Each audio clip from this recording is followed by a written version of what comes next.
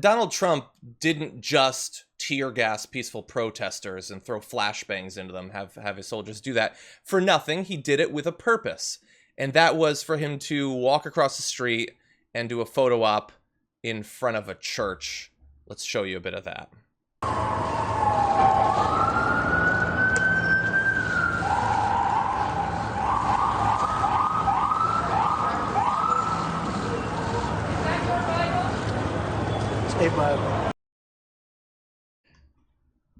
Is that your Bible?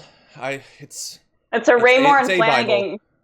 It's a Raymore and Flanagan gift card that I got for my birthday, so I could get a new bed frame that I haven't used yet. They are cough drops. Do I look religious now? Yeah. Now the right wing. Do you want to buy an end table? I don't know what I'm doing. Raymore and Flanagan. As I tweeted, I am an atheist.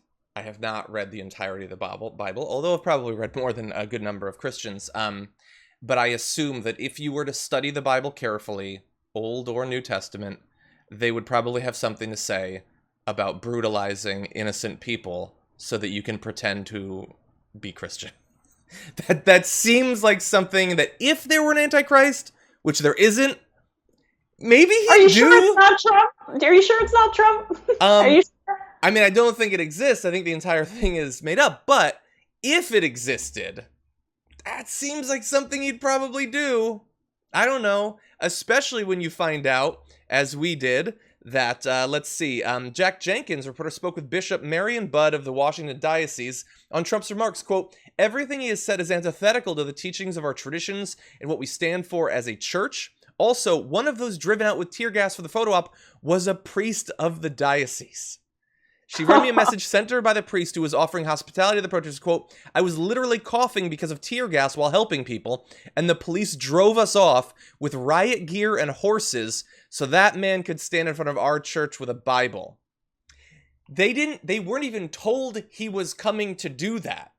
He just decided, no, I'm going to go stand in front of that church, and they tear gassed a priest so he could pretend to be religious.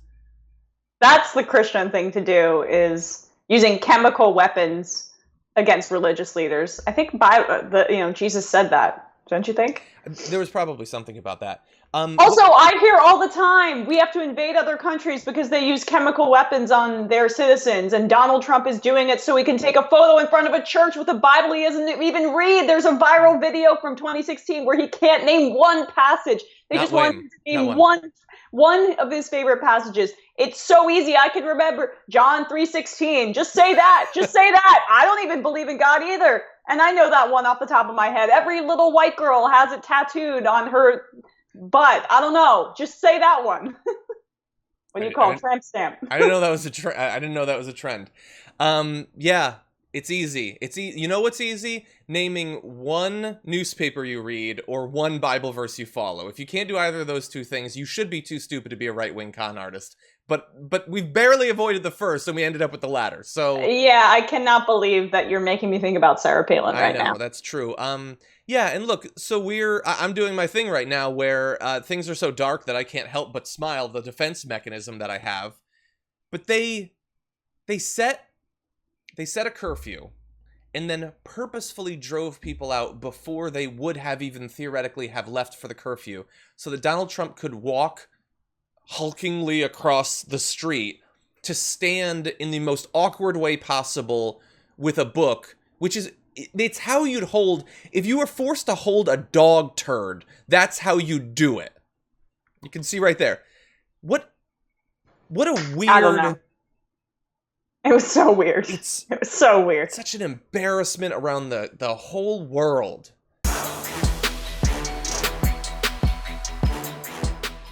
For more political news breakdowns, interviews, stories of activism, and me trying my hardest to care about the occasional big celebrity news story, subscribe to our YouTube channel at youtube.com/thedamagereport. And you can ring the bell wherever it is so you don't miss anything.